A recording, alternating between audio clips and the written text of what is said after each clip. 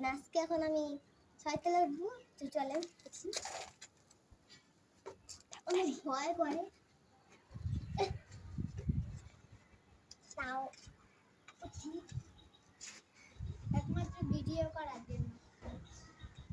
একমাত্র ভিডিও করার জন্য উঠি। উপরে অনেক বিশাল, উপরে অনেক রোদ, এখানে উঠা অনেক কঠিন। ভাই আমি উঠে গেছি, দেখুন আমি এখন নামছি। সাধারণ উপরে আমি অনেকক্ষণ থাকলাম,